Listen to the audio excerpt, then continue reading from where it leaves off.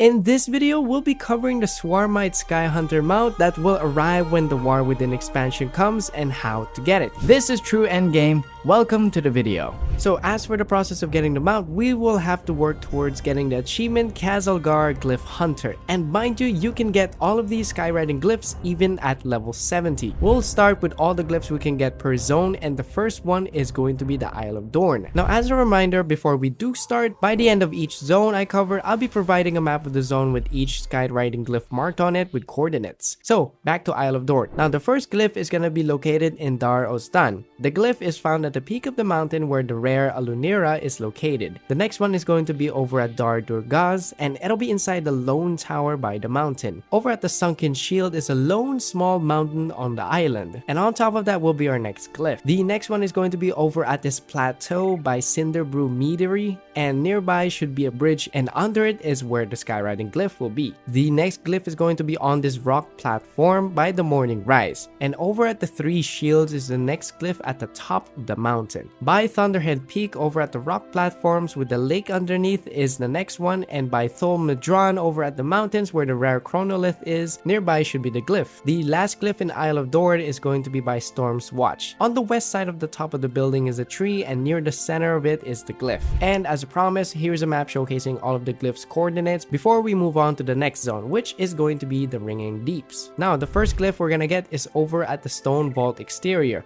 Right at the top of the building where the Stonevault dungeon is located is gonna be our first glyph. The next one is going to be at Gundargaz between the metal pipes and the rocks, and over at the Lost Mines there's some rock spires near the ceiling, and by those is gonna be our third glyph. The fourth glyph is gonna be over at the Chittering Den over at the mouth of the Waterfall's cave. The next one is going to be over at the Rumbling Wastes, and it's going to be along the rock spiraled by this red sponge thingy.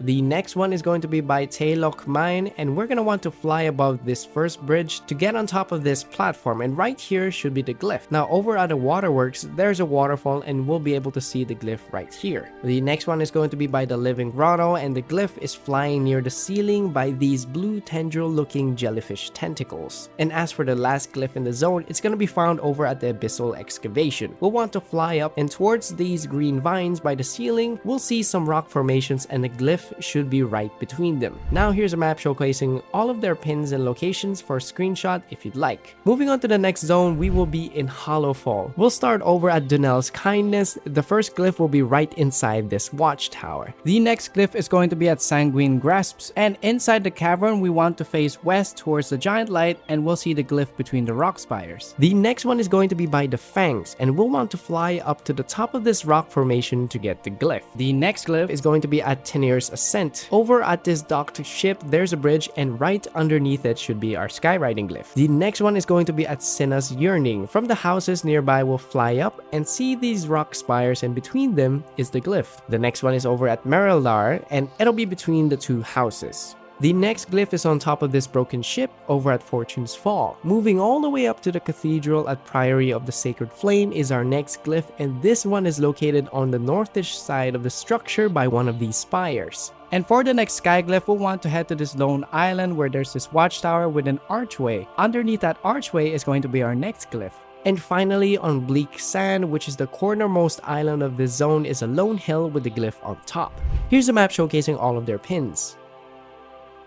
Moving on to the last zone, which is Azj-kahet, we'll start with a glyph over at Arathi's End. For this one, we'll find it between these two rocks I'm showing right now. The next glyph will be near this waterfall at Trickling Abyss. Now as for the next glyph, it'll be over at Siegehold, and to get it, we'll want to fly up near the sky ceiling to these rock formations. Next we'll go to the Ruptured Lake, and near the ceiling are these vines that spiral downwards. Quite close to it we'll see the glyph near the formation. The next Skyriding Glyph will be at the Eye of Ansurek, and it'll be inside the watchtower. The next glyph will be at the Silken Ward, and underneath this skeletal sort of structure we should be able to see the glyph. The next one will be over at the Untamed Valley. Right as we go down it'll be near the ceiling ceiling just below the overworld. The next glyph will be at Rak-Ush by the cliffside near these wasp hole looking things. And down at the maddening deep, there's going to be this cobweb bridge, and under it will be our next glyph. Our next skywriting glyph will be over at Deep Walking Pass. We'll have to look for this lantern looking structure, and it'll be right inside it. And finally, by the Old Sacrificial Pit, there's a platform above the city, and between the cobwebs is our last glyph. As usual, here is a map with all pins for all their locations. Once you have all of these skywriting glyphs collected, you'll get the achievement Khaz Algar Glyph Hunter, and with it, your very own Swarmite Skyhunter mount. If you found this information useful, then leave a like and subscribe, and be sure to check out True Endgame's mount collector tool to help you in your mount farming journey.